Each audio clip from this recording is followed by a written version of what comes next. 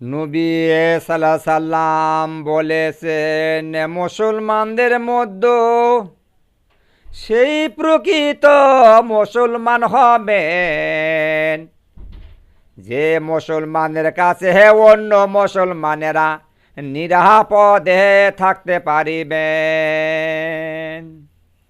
নবী সাল্লাল্লাহু আলাইহি সাল্লাম বলেছেন, মুসলমানদের মধ্যে সেই প্রকৃত মুসলমান হবেন যে মুসলমানের কাছে অন্য মুসলমানেরা নিরাপদে থাকতে পারিবেন।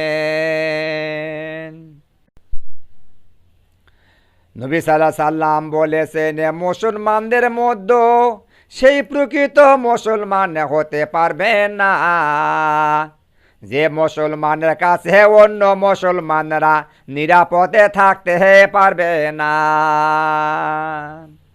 নবী সাল্লাল্লাহু আলাইহি সাল্লাম বলেছেন, মুসলমানদের মধ্যে সেই প্রকৃত মুসলমান হতে পারবে না যে মুসলমানের কাছে অন্য মুসলমানরা নিরাপদে থাকতে পারবে না।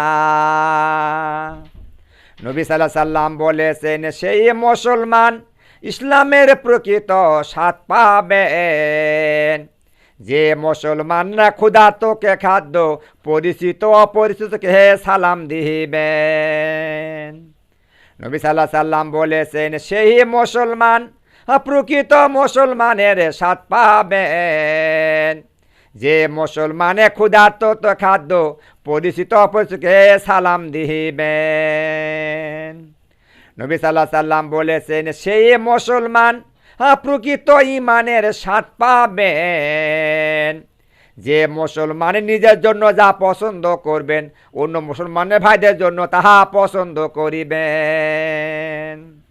নবী সাল্লাল্লাহু আলাইহি সাল্লাম বলেছেন, সেই মুসলমান প্রকৃত ঈমানের স্বাদ পাবেন যে মুসলমান নিজের জন্য যা পছন্দ করবেন অন্য মুসলমানের ভাইদের জন্য তাহা পছন্দ করিবেন। নবী সাল্লাল্লাহু আলাইহি সাল্লাম বলেছেন, যে ইবাদত আল্লাহর সন্তুষ্ট এবং আমার দেখানো পদ্ধতিতে হবে না, আল্লাহ তাআলা সে ইবাদত কখনো কবুল করবেন না। নবী সাল্লাল্লাহু আলাইহি সাল্লাম বলেছেন, যে ইবাদত আল্লাহর সন্তুষ্ট এবং আমার দেখানো পদ্ধতিতে হবে না, আল্লাহ তাআলা সে ইবাদত কখনো কবুল করবেন না। নবী সাল্লাল্লাহু আলাইহি সাল্লাম বলেছেন, আল্লাহর যে বান্দার মধ্যে অনুপরিমাণ ঈমান থাকিবে, যাবতীয় শাস্তি ভোগ করার পর আল্লাহর সে বান্দা কোন এক সময়ে জান্নাতে যাবে। নবী সাল্লাল্লাহু আলাইহি সাল্লাম বলেছেন, আল্লাহর যে বান্দার মধ্যে অনুপরিমাণ ঈমান থাকিবে, যাবতীয় শাস্তি ভোগ করার পর আল্লাহর সে বান্দা কোনো এক সময়ে জান্নাতে যাবে।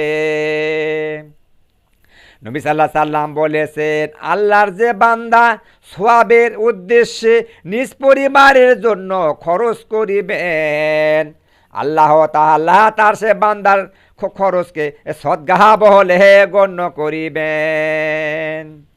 নবী সাল্লাল্লাহু আলাইহি সাল্লাম বলেছেন, আল্লাহর যে বান্দারা সওয়াবের উদ্দেশ্যে নিজ পরিবারের জন্য খরচ করিবেন, আল্লাহ তাআলা তার বান্দার খরচকে সদকা বলে গণ্য করিবেন।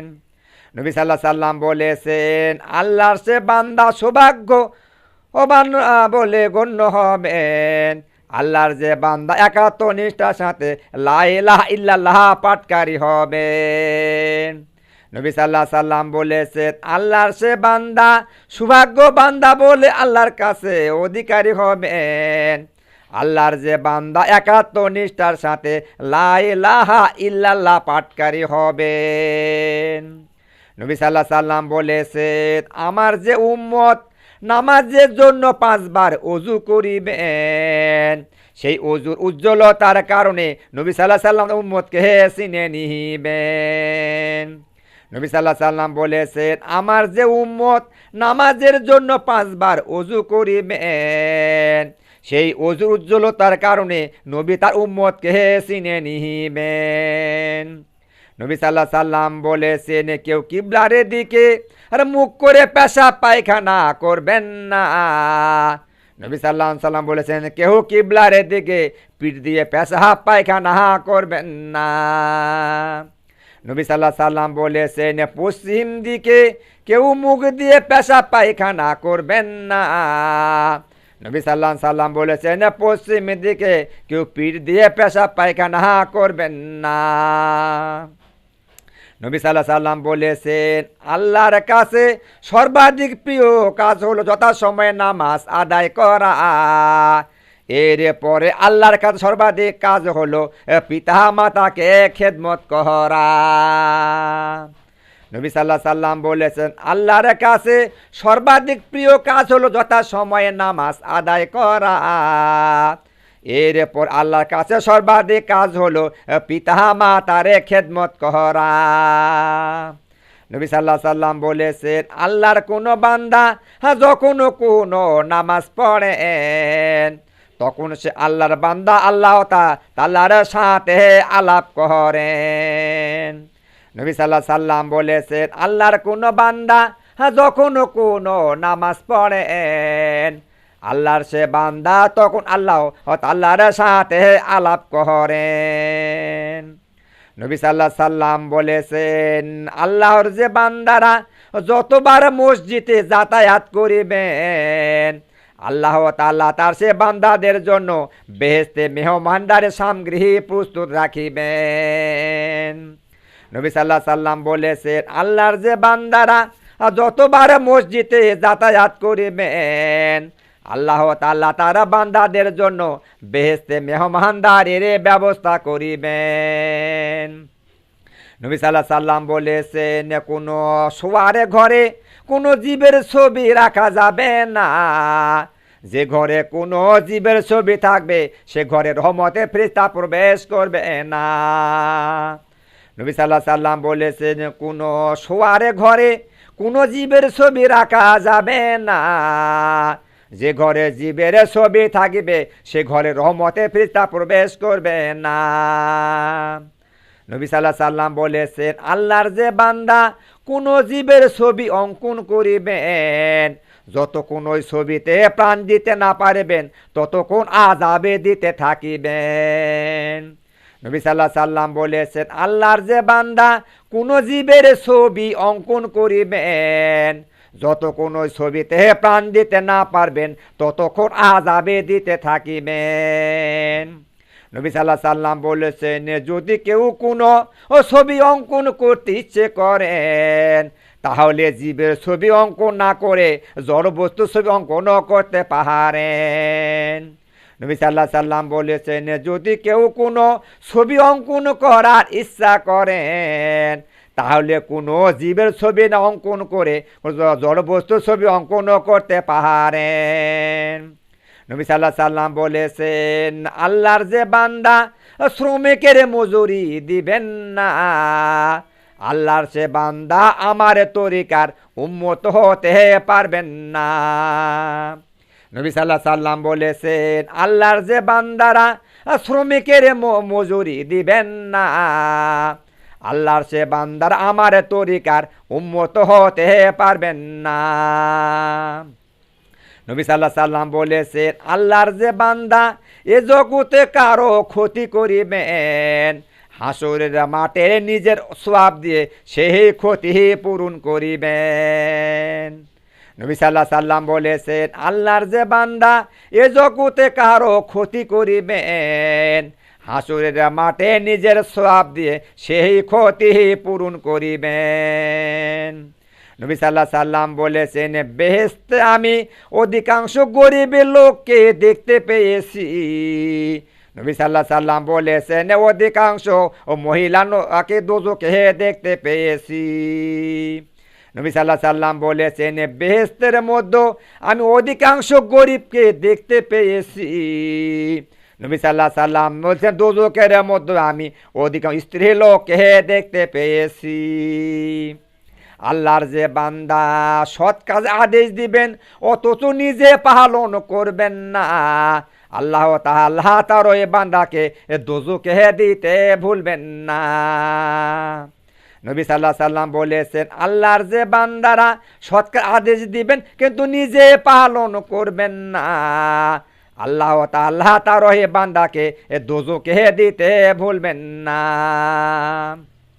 নবী সাল্লাল্লাহু আলাইহি সাল্লাম বলেছেন, আল্লাহর যে বান্দা ঘুমাবার সময় আয়াতুল কুরসি পাঠ করিবেন, আল্লাহ তাআলা তার ওই বান্দাকে সর্বদা হেফাজত করিতে থাকিবেন।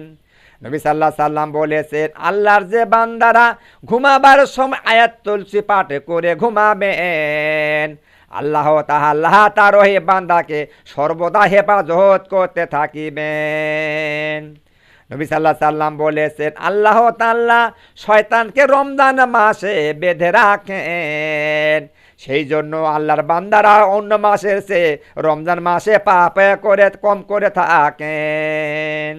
নবী সাল্লাল্লাহু আলাইহি সাল্লাম বলেছেন, আল্লাহ তাআলা শয়তানকে রমজান মাসে বেঁধে রাখেন, সেই জন্য আল্লাহর বান্দারা অন্য মাসে চেয়ে রমজান মাসে পাপ কম করে থাকেন।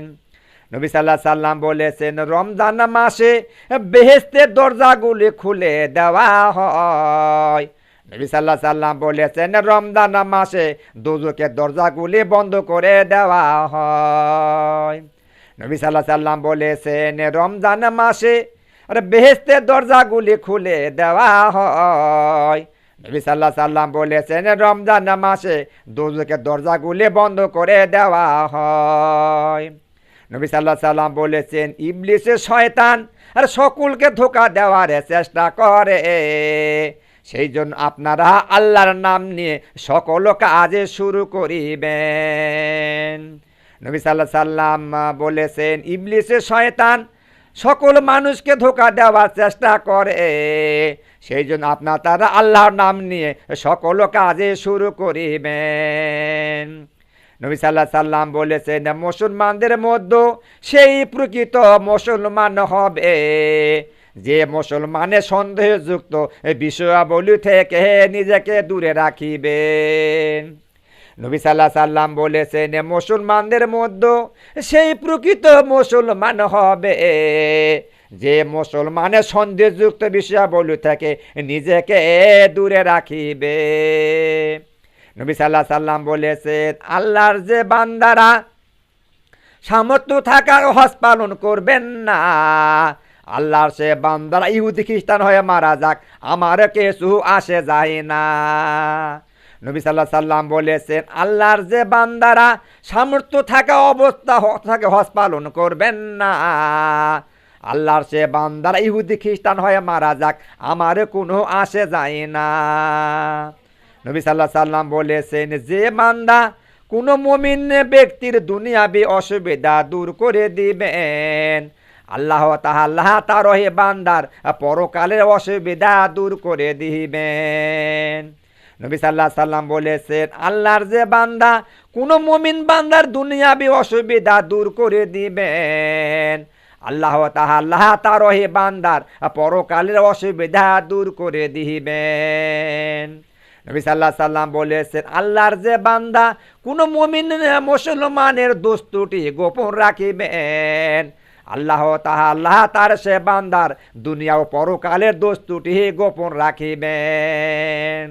নবী সাল্লাল্লাহু আলাইহি সাল্লাম বলেছেন, আল্লাহর যে বান্দারা কোনো মুমিন মুসলমানের দোষ ত্রুটি গোপন রাখিবেন, আল্লাহ তাআলা তার সে বান্দার দুনিয়া ও পরকালের দোষ ত্রুটি গোপন রাখিবেন। আল্লাহ তাআলা তার ওই বান্দাদের দুনিয়াবি দোষ ত্রুটি গোপন রাখিবেন।